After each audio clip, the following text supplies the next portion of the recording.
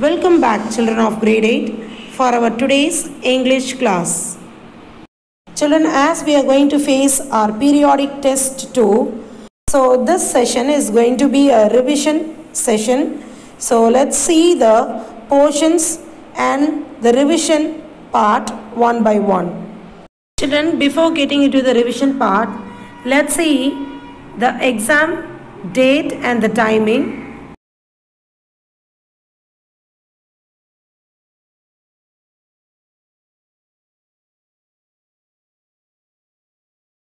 So you are going to write your English exam on 14th by the time 5:30 to 7. Evening 5:30 to 7. And the marks that you are going to write your periodic test to is 30. So be clear in this, children, and let's see the portion clearly one by one for the periodic test 2. Children, listen carefully. This is the portion for your periodic test 2. First part, that is your literature part. So you are going to have Unit 3, 4 and 5. Unit 3, Glimpses of the Past. Unit 4, Bipin Chaudhary's Lapse of Memory. And Unit 5, The Summit Within. These are the three prose that you are going to have for this periodic test 2, children. Coming to the poem area, you have second poem, geography lesson. Third one, Macavity, the mystery cat. And the last, fourth poem, the last bargain. So you have three poems for this periodic 2 test, children. Fourth poem, that is the last bargain. Third, supplementary reader, children at work. Fourth one, the selfish Jane. And the fifth one, the treasure within. So you're going to have 3, 4 and 5 supplementary readers for this periodic test 2, children. So these are the things you're going to have in the literature part. So that's all from the literature area. Let's move on to the composition area. Children, in composition you're going to have third one, notice writing. Fourth composition, diary entry. Fifth composition, article writing. And sixth one is report writing. So you're going to have 4 composition, children, for the periodic test 2. Then moving on to the grammar part. Third one, pronouns, and fourth one, conjunctions, children. So 2 composition, the third one is pronoun, and the fourth one is conjunctions. So these are the 2 that we are going to have for the grammar area for the periodic test 2, children. Let's start and see to the summary for the third prose, Glimpses of the Past. Unit 3, Prose, Glimpses of the Past. It is a pictorial presentation of the history of our country from the year 1757 to 1857, children. The pictures with speech bubble help explain what led the first war of independence. So first one in the chapter we saw the martyrs. The first picture under the heading, the martyrs, speak of a function in Delhi where Lata Mangeshkar sang the famous patriotic song, "Ae Mere Watan Ke Logon." She called upon the people of India not to forget the sacrifices made by the Indian freedom fighters. So that was the first one, children, the martyrs. Next one, the company's conquest. In the company's conquest, we came to know about the British East Indian Company had come to India for trade, but with the great foresight and superior weapons, they gradually extended their power. Indian princes were fighting among themselves and were very short-sighted. Their rivalry helped the British subdue the prince one by one. The brave, far-sighted ruler of Mysore, Tipu Sultan, fought the British till he died fighting. The people of India thanked God and the British of restoring peace in the country. But there were others who felt that the British were dethroning their kings. Not all the kings were good rulers, but at least belonged to their land was the opinion expressed by many who felt that they were now the slaves of the whites. This topic is that Ram Mohan Roy in the year of 1772 to 1833. Raja Ram Mohan Roy, a learned social reformer from Bengal, understood what plagued the country. He talked the people into disbelieving superstitions and called upon them to feel proud of their ancient culture. He realized the importance of science and modern knowledge. He crossed the seas and found out what made the British so powerful. Upon meeting the English, he told them that they had a responsibility towards their subjects. Then the next topic is oppression in the year of 1765, 18 to 1835. The British continued to oppress the Indians. In the year of 1818, they passed Regulation 3, under which an Indian could be failed without a trial in the court. The British were flourishing and the Indian industries were dying. Topic is dissatisfaction in the year of 1835 to 1856 children. Education in this period, education in India was in Persian and Sanskrit. In the year of 1835, an Englishman named Macaulay recommended that English be taught. English education produced clerks as well as a new generation of intellectuals. By the year of 1856, the British had conquered the whole of India. They showed little concern for the Indians whom they had turned into puppets.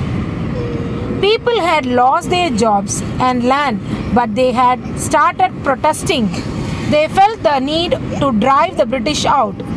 So this was happened in the year of 1835 to 1856 in the period called dissatisfaction children. Let's move on to the next topic, that is the Sparse.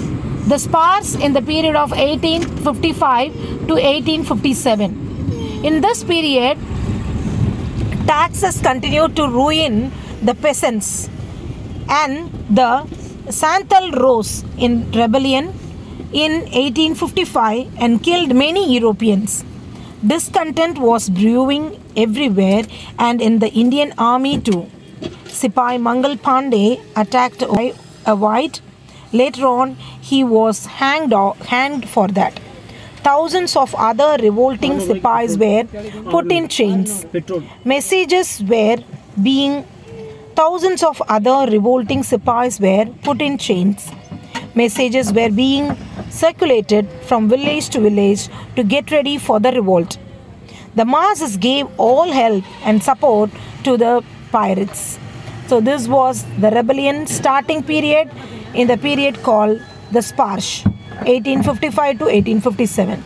At last, the revolt happened in the period of 1857 children. Rebellion spread wider. There was an outbreak in Meerut. Many landlords joined in, and the Sipais marched to Delhi and accepted Emperor Bahadur Shah and their head. And they started to fight the British army to drive them out of the India and their cruel, brutal acts. So that's the end of the third chapter. Summary children, glimpses of the past. Now let's move on to the next chapter. Chapter 4, Prose, Bipin Chaudhary's Lapse of Memory. So let's revise and see the summary of the story now. Let's see the summary of chapter 4, Prose, Bipin Chaudhary's Lapse of Memory. So look at here children, the summary of the story.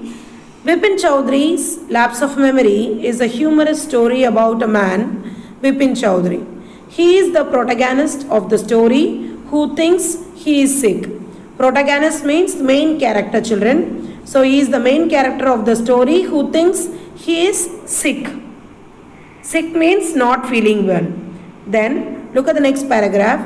The story begins by telling us about a man named Bipin Chaudhary So this story is about the man Bipin Chaudhary only. So the story also begins with the man named Bipin Chaudhary. It was his habit to visit a bookshop and buy books of his liking. So he had a habit of visiting to the bookshop, had a habit of buying books and reading it. One day on such a visit, a man approaches him. He tells Bipin that his name is Parimal Ghosh and is an old acquaintance of his from his Ranchi trip. So acquaintance means a person who knows slightly but not a close friend. That is known as acquaintance, children. So here, as one day our character protagonist Bipin Chaudhary, he came to visit the same bookshop. There he met a man. His name was Parimal Ghosh. He is an old acquaintance. Acquaintance means a person who is known to him slightly but not a close friend. So he just told about the Ranchi trip that he had met the man Bipin Chaudhary. So here the man Parimal Ghosh, he is just telling about the Ranchi trip that he met our protagonist Bipin Chaudhary. So look at the third paragraph, children. At first Bipin is convinced the man is confusing him for someone else. First, in the beginning, Bipin thought that the man is somewhat confused and he is just talking about someone else. But however, when Parimal reveals the personal detail about him, he gets confused. So one by one, when Parimal Ghosh started to say about his personal detail, he got confused. Bipin cannot remember any of the incident the man was talking about. So the Parimal Ghosh, whatever he is just telling about Bipin, but Bipin cannot recall all the incident that what the man is pinpointing and talking about him. In fact, he has never been to Ranchi. So here Bipin, he completely forgot about that incident about Ranchi and the trip about Ranchi, but the man who met Bipin Chaudhary in the bookshop, Parimal Ghosh, he is just telling everything about the personal details of Bipin as well as the Ranchi trip to him. That's all from the third paragraph, children. Move on to the fourth paragraph here. The man then says that Dinesh Mukherjee was also on the trip. He may confirm it with him. So also he is just telling about a man who was named as Dinesh Mukherjee. Bipin does not pay much heed. Heed means attention to this. Doesn't want to pay much attention to this man, that is Parimal Ghosh. Now Bipin was very much confused as he cannot remember that particular incident only. So fifth paragraph here. Now Bipin Chaudhary was really confused and he couldn't recall the incident. That so he started worrying and feels he is losing his memory. Immediately he started to feel for his loss of memory, that is lapse of memory. This is what the title, Bipin Chaudhary, lapse of memory. Lapse means losing of memory. Now Bipin asked the doctor for a remedy. So here now Bipin asked the doctor for a remedy, for a solution for this loss of memory to a doctor. This confuses the doctor as well as he has not seen a case like this before. Even the doctor got confused and he told that he never seen such a case in his lifetime. All from the fifth paragraph, children. Let's move on to the sixth paragraph here. The doctor advises Bipin to visit Ranchi. So after this checkup from the doctor advised him to visit Ranchi to get rid of this problem.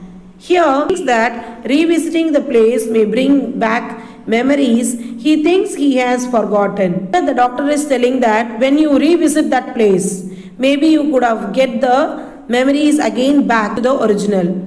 So Bipin even takes a trip there, but still he does not remember the thing. So here, after even Bipin visited the place Ranchi, still he doesn't remember the memories again. He couldn't recall the memories again. He now starts worrying and calls for the doctor. So here he is just worrying a lot about his losing of memory, and he is just calling back to the doctor again, and who will come later. So that's all from this page. Let's move on to the next page. Before the doctor arrives, Bipin learns the truth. His friend Chuni Lal. So this is the twist and the turning point of this story. Before the doctor arrived, here Bipin got the truth. He ruled out the truth of that incident, Ranji trip. So his friend, one of his close friend Chuni Lal, played a practical joke on him to take revenge. So only because of his close friend Chuni Lal, this Ranji confusion and the confusion to Bipin was happened because of the friend Chuni Lal. He played a practical joke on taking as a revenge on Bipin Chaudhary. Once Chuni was a dire need of a job. So one Chuni Lal was very poor and he suffered a lot because of jobless. He just dared to need of a job. He just asking for a job. But Bipin could not help him, so he avoided him. Here, in this situation, Bipin Chaudhary, he could not help the person, Chuni Lal, his close friend, so he avoided him. That is the reason Chuni Lal took a revenge and he played a trick over him. And he sent a person called Parimal Ghosh, and he confused him and he made confused. So that he had a problem of lapse of memory. Thus Chuni Lal did all this to take revenge from him. This angers Bipin, but it also gives him that he is fine and not losing his memory. So that's all. Finally, at last, Bipin got angry as well as, and he came to a conclusion that he don't have any problem. He is good and fine, and he don't have any losing in his memory. There is no problem in him, in his memory. Finally, when the doctor arrives, he lies to him instead of admitting that it is a prank. He says that visiting Ranji brought his memories back and he is fine now. So at last the doctor arrives there in this place before the Chuni Lal, and he just lied to the doctor that after visiting the Ranji trip, he got all the memories back, as it's true. It was happened on his life. So he behaved like a good and well-mannered person. He didn't disclose that one of his friend played a trick and took it as a revenge. Just lied to the doctor and said after visiting the place, he could brought out all his memories back, and now he is well and good. Now he is fine at last. So that's all from the summary of the chapter 4, that is Prose, Bipin Chaudhary's Lapse of Memory. So let's see the conclusion part of this story also. So conclusion of Bipin Chaudhary's Lapse of Memory. This is a very funny story which tells us about a practical joke that a friend plays on another friend out of spite for not helping him in the time of need. It teaches the lesson of us, you sow, so shall you reap. So whatever you are just doing, that you have to reap it again. That is the proverb here. So it is a proverb. It tells us a lesson, as you sow, so shall you reap. So whatever you are sowing, that you are going to reap. So that is what the conclusion and the moral of this story, children. So don't avoid your friends when they are in the needy. Please help them needy time, and definitely one day the help will come to you again. So that is the moral of the story. Chapter 4, Prose, Bipin Chaudhary's Lapse of Memory. So that's all. We have completed summary of the 4th chapter, children. Let's move on to the 5th chapter and the summary now. Children, let's see the next chapter, that is Unit 5, Prose, the Submit Within. Let's revise and see the summary of the story now. Then let's see the summary of chapter 5, Prose, the Submit Within. Look at the summary here. The author and the narrator of this chapter is Major H.P.S. Ahluwalia. So, the author of this story and the narrator of this chapter is Major H.P.S. Ahluwalia. The author here describes his experience and feelings standing on the Mount Everest. So here in this chapter he is just describing his own experience and feelings about the Mount Everest, climbing over the Mount Everest. Major Ahluwalia was a member of the Indian expedition. Expedition means mountain climbing to Mount Everest. It was the first successful expedition and took place in the year of 1965. So it was the first successful expedition and it happened in the year 1965. He was too tired physically when he reached the Everest. He felt humble, joyful and also sad at the same time. Also, he was very thankful to God. Very tired physically, but when he reached the Everest and he felt very happy at the same time, he thanked the God wholeheartedly. So that's all from the first paragraph of this summary, children. Let's see the next paragraph.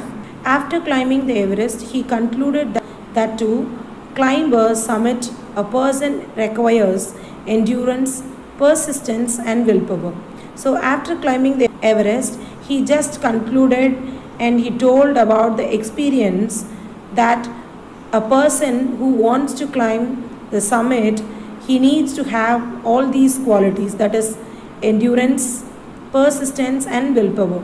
He further says that he loves the mountains and has a strong urge to climb them. The obstacles in climbing the mountains attract him. He also says that after looking down from the peak of the Mount Everest, he felt that all the efforts was worth it. So here he is just telling about the experience and the obstacles what he faced while he was climbing the mountain. He says that he loves to climb the mountain. After he reached the mountain, he thought of that all the obstacles are worthful. So all the obstacles are worth for the effort. According to him, we all have a peak inside us. So he is just comparing the Mount Everest with the human life, that he is telling that we all have a peak inside us that we need to climb. So he is just telling about the inner mountain that was inside one's heart and that everyone should climb. So that is the thing he is just conveying here by comparing the Everest, Mount Everest. Both climbing the Everest peak and the internal peak change you. So in this paragraph he conveyed about the experience of his mountaineering to Mount Everest. So that's all from the second paragraph, children. Look at the third paragraph here. In the year 1965, the expedition of Mount Everest was the first successful expedition.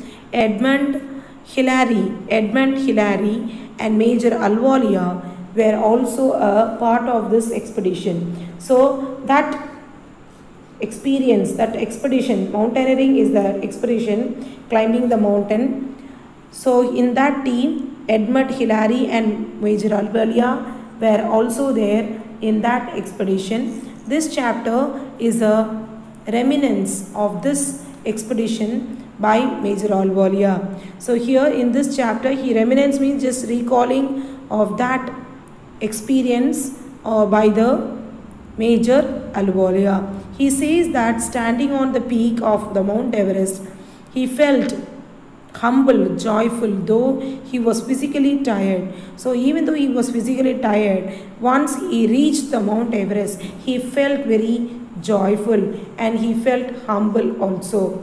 He felt that this joy will remain with him all his life, was thus thankful to God, and he felt joy and he just thanked the God Almighty also. Also he was sad somewhere. So in between he also sad somewhere he was not sure about the reason. He thought that it was because now there is no higher peak to climb. So he is just telling that this is the one of the most highest peak in the world. Then there is no peak in the world like this hereafter. Sadness and the reason for that sadness he is telling here. In spite of climbing this summit, so here he is telling in the next paragraph, in spite of climbing this summit, he thinks that there is also another summit that we need to climb. It is the summit of our minds. So climbing the summit is the one need to climb, and also the another summit, that is our minds, that also to be climbed by oneself. So that is the meaning here.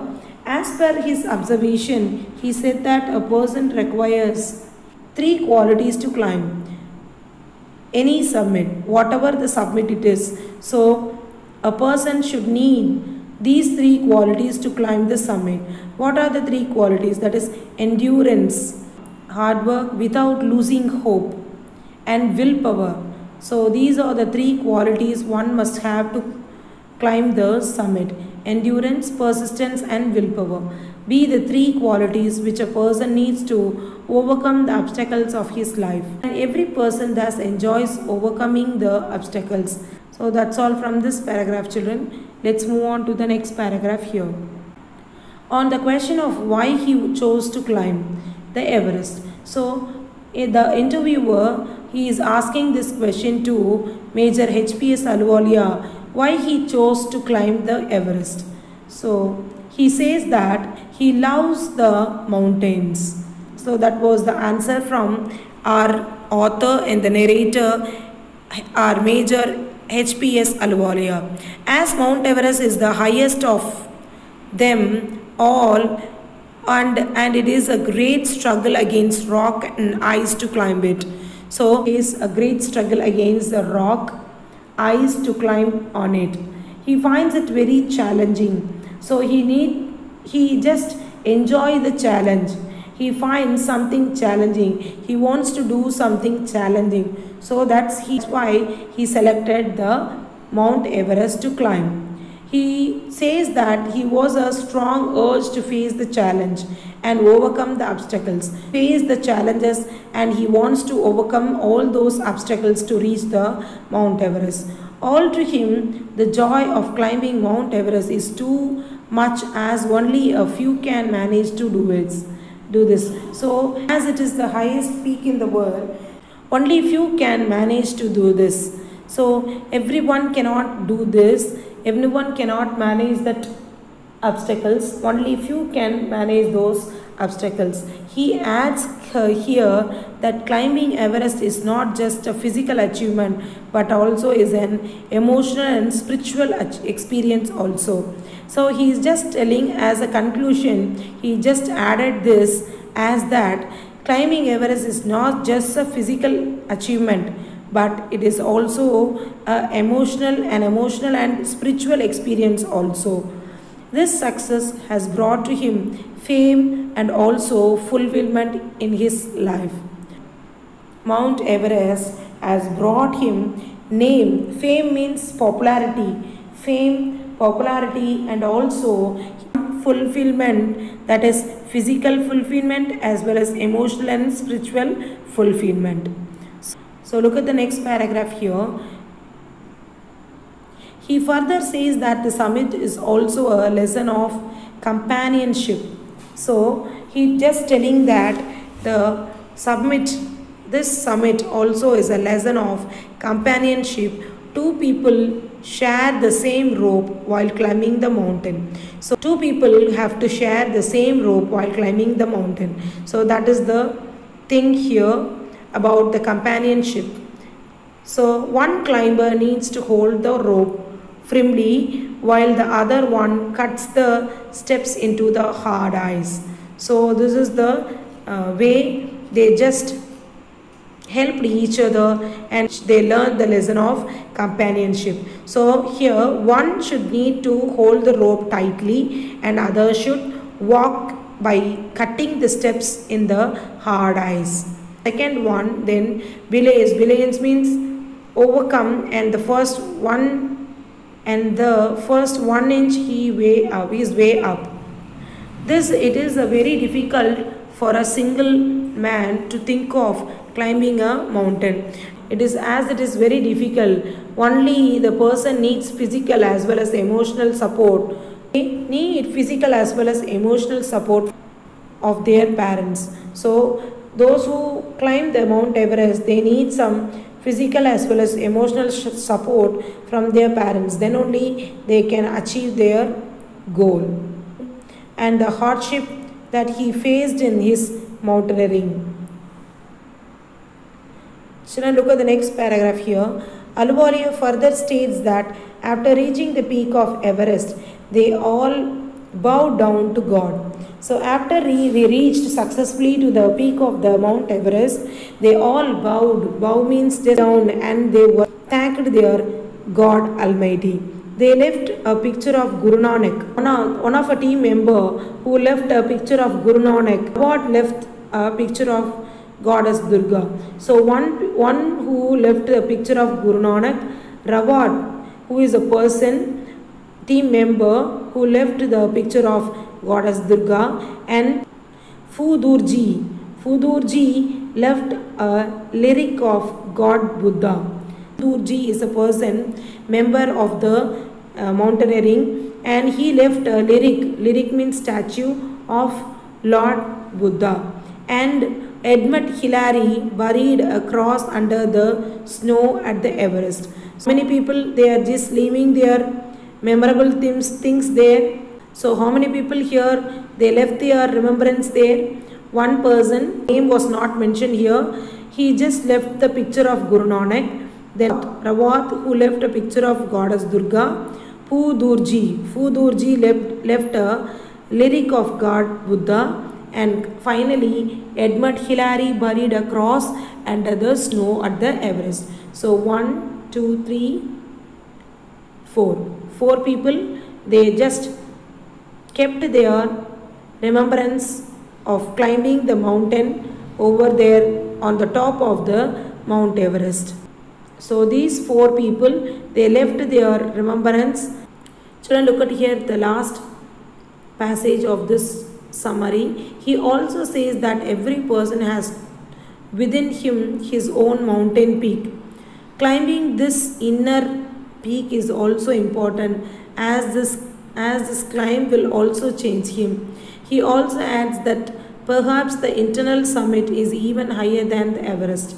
So he also says something about the one's own internal peak that should also be climbed by everyone. So that's all from the summary, children. Let's see the conclusion. The conclusion of the summit within is that we can overcome any obstacles or situation in life if we have endurance, persistence and willpower. So these are the 3 qualities one should have to face and overcome any obstacle and situation in his own life. So that is the conclusion of the chapter, the summit within. Chapter 5, Prose, children. So that's all from the summary and conclusion. Let's move on to the Unit 2, Poem 2, Geography lesson. Children, now let's see the summary for this poem. Children, this is our second poem, Geography lesson, written by the poet Zulfikar Ghosh. He was born in Sialkot, now in Pakistan, on March 13, 1935. He is a poet, novelist and an essayist. A graduate from Yale University, England, he moved to the United States to teach at the University of Texas, from where he retired in the year 2007. He has also written his autobiography, Confessions of a Native Alien. Confessions of a Native Alien. So let's see the summary for the poem Geography lesson, written by Zulfikar Ghosh. The poem Geography lesson is a beautiful poem about our way of looking at things from different angles. The title of the lesson has been used as a metaphor to convey that humans are after each other's threats. They create divisions and walls and spur hatred, but little do they realize that in the overall scheme of the universe, their place is nearly insufficient. The poem is divided into three parts. When the jet climbed up into the sky, one got a clear view of the city. It had developed as per the requirements, but was unplanned and without any order or style. When the aeroplane was at a height of 10,000 feet above the sea level, the poet could understand the importance of water for man. Water too, like land, fulfilled all the necessities of humans, and so the valleys also remained populated. The third stanza of the poem says, when the plane was as high above the ground level as 6 miles, the earth looked round. It had more sea than land. What the poet fails to understand is why human beings fight with each other, why barriers and walls are built, why so many killings take place. Despite so much of water, land, cities and nations and development all around, we have failed to love each other. The poet has no answer for this. So at last the poet concluding with that the people of the country, they don't have love. The people are not loving each other, and the poet is ending with a question that there is no doubt people don't have love each other, and what will be the answer? He has no answer for this. So that's the end of the poem Geography lesson written by Zulfikar Ghosh children. Let's move on to and see to the next poem and its summary now. Children, now let's see Unit 3, Poem 3, Macavity the Mystery Cat. Its summary now. Children, let's see the poem Macavity the Mystery Cat and about the author now. T.S. Eliot. September 26, 1888, January 4, 1965. The poet is T.S. Eliot, and his year September 26, 1888 to January 4, 1965. He was a British essayist, playwright, publisher, literary and social critic, and one of the 20th century major poets. An American by birth, he renounced his American citizenship at the age of 39 and became a British subject. He was awarded the Nobel Prize in Literature in the year 1948 for his outstanding pioneer contribution to present-day poetry. So that's about the author T.S. Eliot, children. Now let's see the summary for this poem. The poet describes a mysterious cat of villainous characteristic. He can defy and break any law. In the poem, he is also known by the name Hidden Paw, as he is the master criminal and has a total disregard for law. Specialized agencies of England, the Scotland Yard and the Flying Squad have failed to arrest him. So this was the character of the mysterious cat here, children.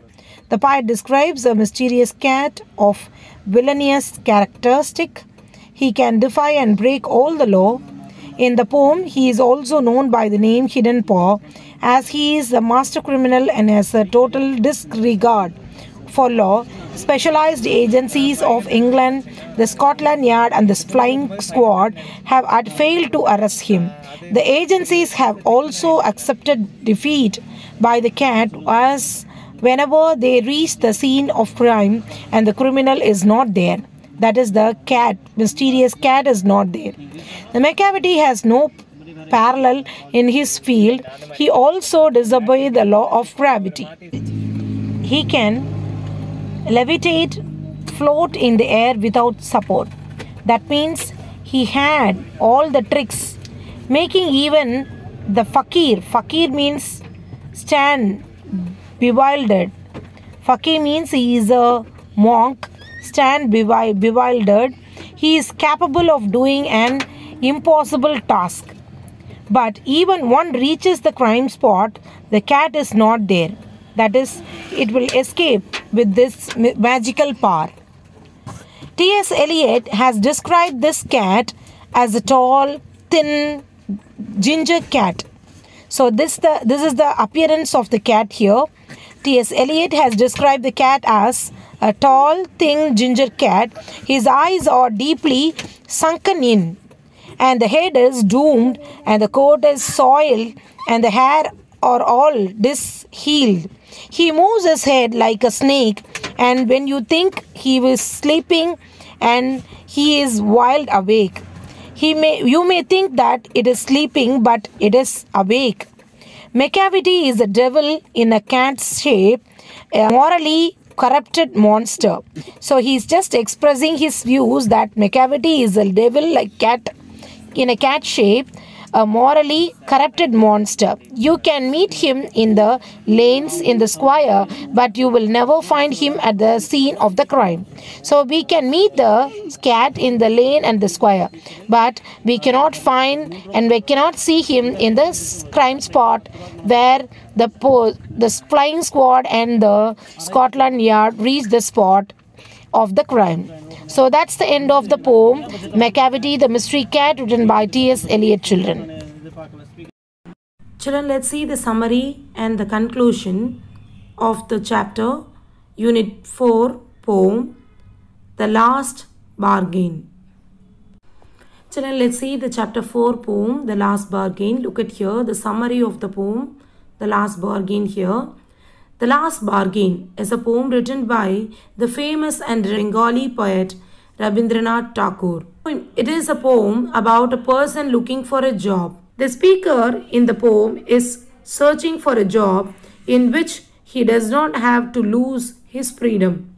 He receives the first from the king.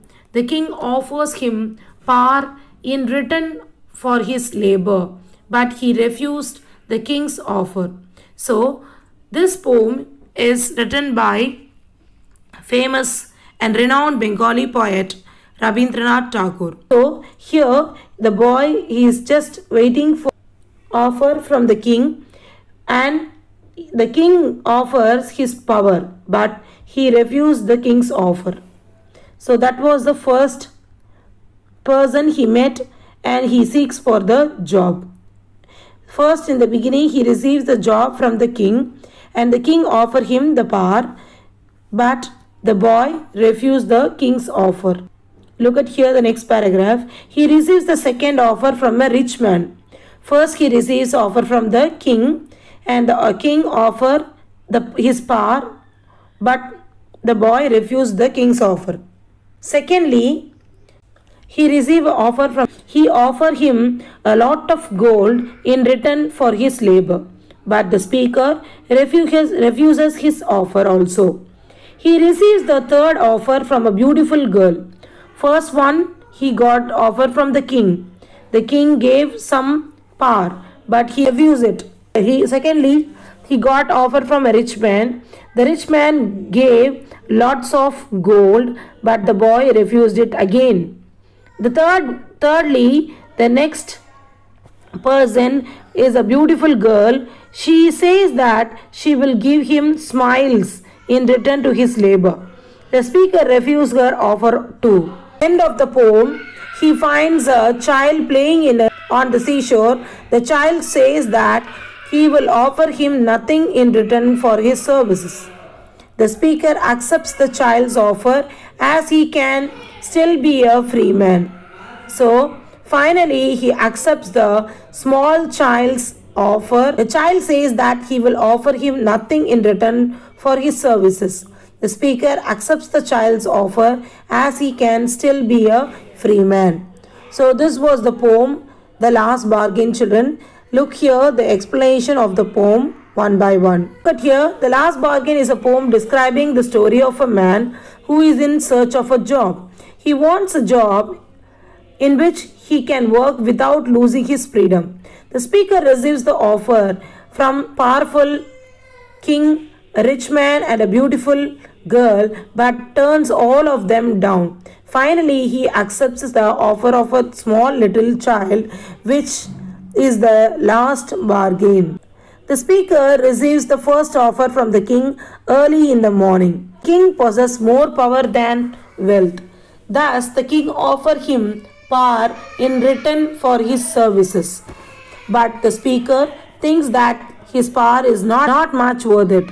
It may fade soon. So he refuses to accept the king's offer.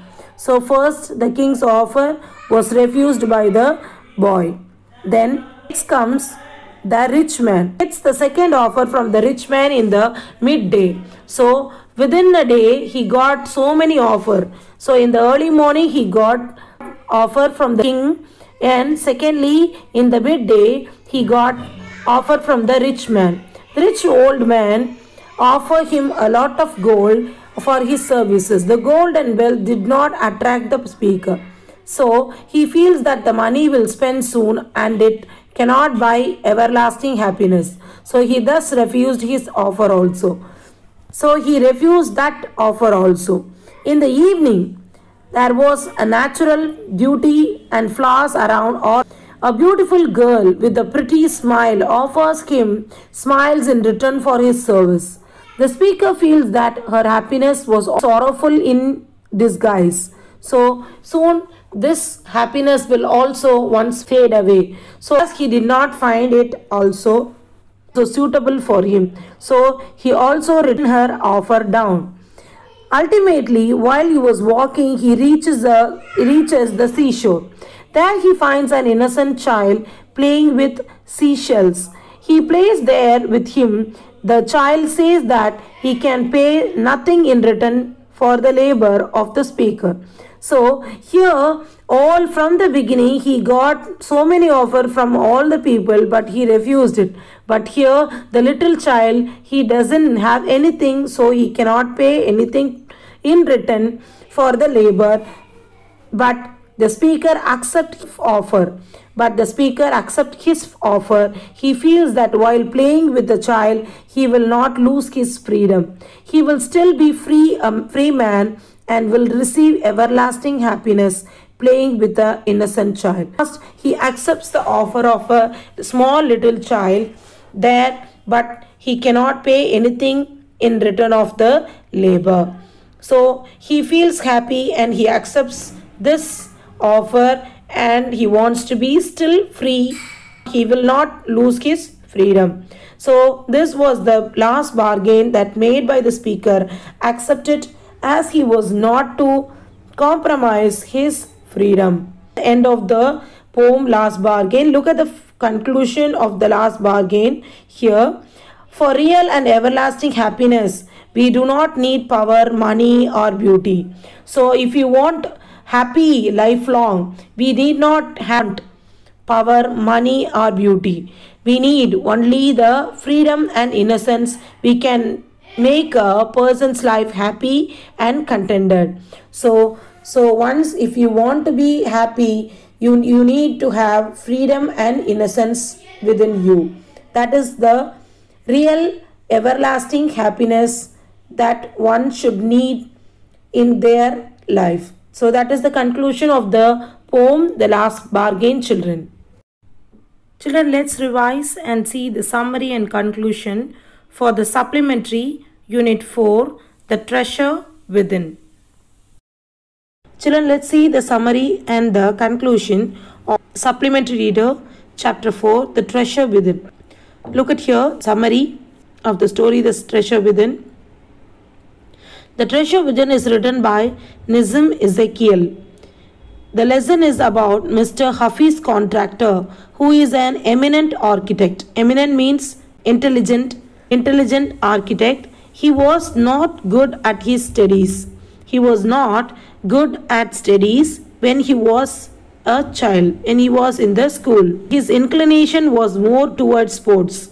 His interest was more in sports only. Also, he got punishments from the teachers. He was the leader of a gang and indulged in gang fights. So he was the leader of the gang and he used to fight with the gang people also. And he had an interest in sports only. Also, he used to get punishments from the teachers. On the advice of his principal, he started to study and score 50% marks in SSLC. So, after he got the advice from the principal, he started to study well and he scored 50% marks in the SSLC exam. So, that's all from the first paragraph, children. Let's move to the second paragraph here. He took admission in Jai Hind College and then came in touch with an architect who was his cousin husband. The architect realized that he was talented and asked him to join in the College of Architecture. He passed the exam in first class and is today one of the most successful architect in the country. So this was the hint of the story. He took admission in the Jai Hind College and then he came in touch with an architect who was his cousin's husband. The architect realized that he had some talent in him and he told him to join in the College of Architect. There he passed the exam in first class and now he became one of the most successful architect in the country. So that's all from the hint. Let's see the detailed study of the story here. This chapter is an expert from an interview between Mr. Hafiz Contractor and Miss Bela Raja. This chapter is an expert from an interview between Mr. Hafiz Contractor and Miss Bela Raja. Hafiz Contractor has had unhappy schooling. He was good in studies in the first and second year, but he seemed to lose interest in studies from the third standard onwards. He was scared of mathematics and had nightmares about the mathematic examination. So as he was dull in studies and also he hated the subject mathematics and he used to get nightmares. Nightmare means terrible dream, scary dream about the mathematic examination.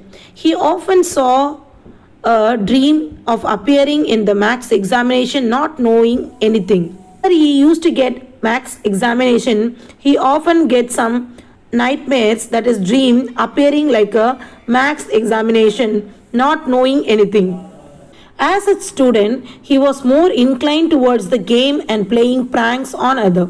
So as he was a student in his school, he was more inclined, he was very interested towards games and playing pranks on others. He was a very good sportsman and was the senior champion for many years. Also, he was the captain of the cricket team at school.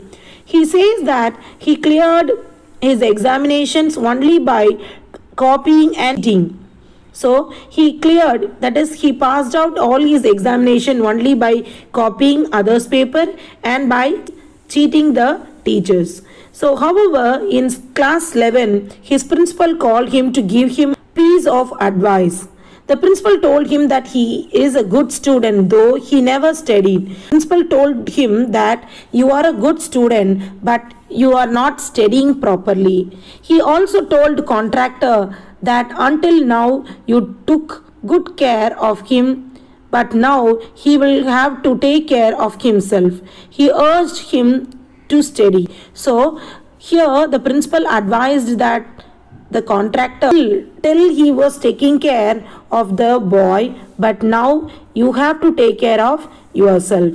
And the principal advised him and he just compelled him to study here onwards. The contractor followed the principal advice. So finally, after he received the advice from the principal, the contractor followed the principal advice and would only go for prayers, eat and study. Thereafter, he started to be a disciplined boy and thereafter he started to study well. As a result, he scored 50% marks in his SSLC exams. On being asked by Miss Bela that was he punished in school, he replied that he received caning almost every week. The interviewer, Miss Bela, asked this question, what about the punishment that you received in school? He immediately replied that he received so many caning. Caning means beating with a stick. Almost he got beating with a stick every week. So that is the reply he gave to the interviewer, Miss Bela. However, it did not affect him as he was more interested in playing. Not only this, but he would also indulge in group fights. So not only in playing, but he also interested in group fighting. Was a gang leader. He was a gang leader. He remembered that one day he was not in a mood of study. He played Charpolis for 1 whole hour. So Charpolis is a game. He played the game for 1 whole hour. After school, he wished to join the army, but his aunt and mother did not let him to join even the police. So he wanted to join in the army after schooling, but his aunt and mother, they refused to join in the army and even in the police. So with some influence, he got admission in the Jai Hind College. There he was supposed to study French, but being weak in French, he took the help of his cousin. Her husband was an architect. So here the cousin's husband, who is the key of that story, and he just turned his life. He became a great architect now.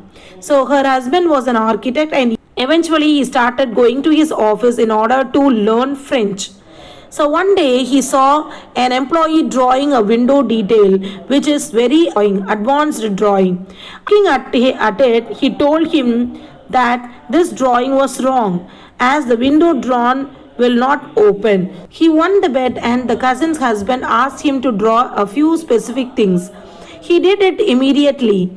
The architect got highly impressed by this, and he asked him to join and study architect, as this was the turning point in the Hafiz contractor's life.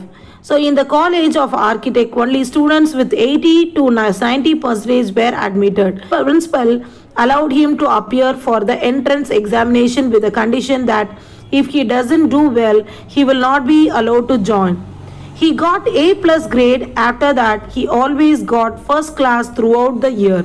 So after he became an architect, he went to see Mrs. Gupta, his teacher, who had at once told him to become an architect. So here he's just pinpointing an incident that was happened at school, and he just mentioning a teacher name, that is Mrs. Gupta. She is the only teacher who told he is going to become an architect. He says that school life made him street smart. He closely observes a silent to understand his taste, and then makes a sketch spontaneously. According to him, his sketches are his mathematics.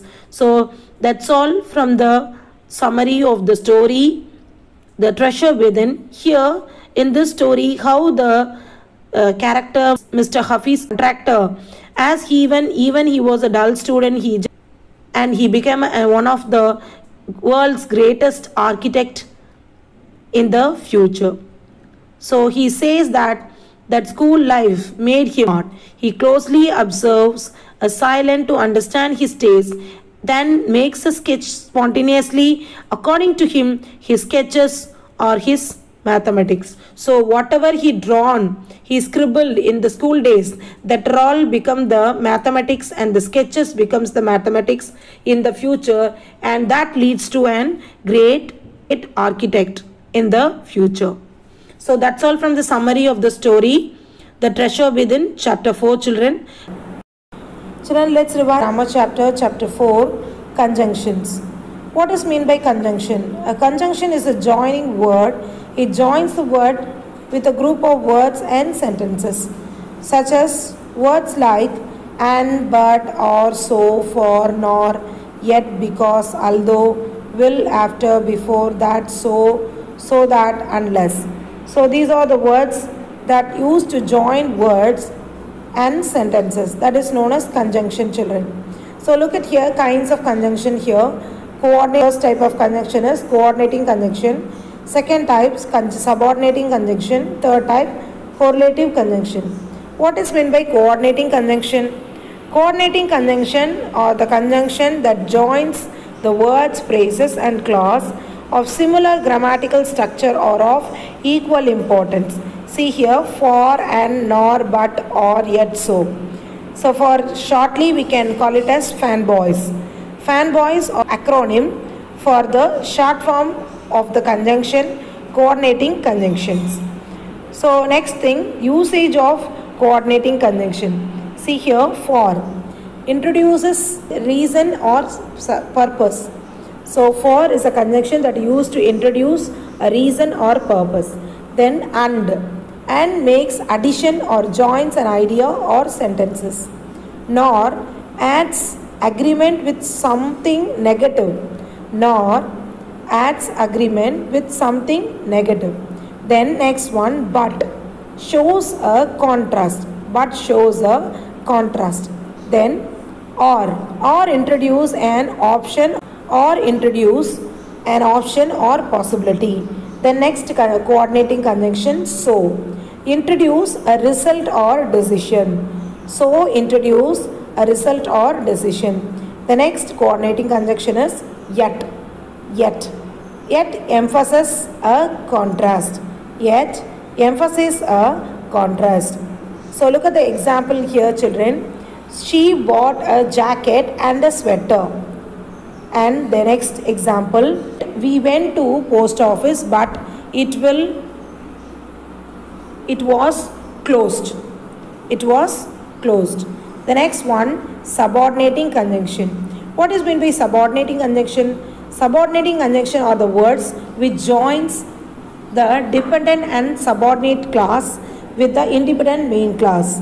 See here, the words are, the conjunction, subordinating conjunctions are that, after, before, it, whether, though, although, unless, as, when, since. Here, usage of the subordinating conjunctions, as long as, as soon as, before, after, when, will, until, indicates the time. Where, wherever. These are the conjunctions, subordinating conjunctions that indicate the place. As, because, since, why. These are the subordinating conjunctions that indicate the reason. Than, in order, that, so that. These are the conjunctions that indicates the purpose. So look at the example here. I went to bed early because I was extremely tired. So these are the example for subordinating conjunction. I shall eat my lunch when my mother comes home. So these are the examples of subordinating conjunction, children. Next conjunction is correlative conjunction. What is meant by correlative conjunction? Conjunction that are used in pairs are called correlative conjunction. For example, both and, either or, though yet. Usage of correlating conjunctions here. Both and links the words. Either or, the verb must agree with the subject closest to it. So these are the usage of correlative conjunction. See the example here for correlative conjunction. Both and. Both Rita and her brother are very smart. Either go from here or sit properly. So these are the two examples for correlative conjunctions. So children, conjunction or the word that joins the phrases or the words in a sentence. And there are three kinds of conjunction: coordinating conjunction, subordinating conjunction and correlative conjunctions. So learn the definitions and do the exercise properly, children, using the proper conjunction according to the sentence. So that's all from the conjunction part 4. So children, all the very best for the examination. Go through all the summary that we have revised in this session and the grammar chapter. Learn everything, work out the grammar exercises that was given in the worksheets. All the very best for the examination.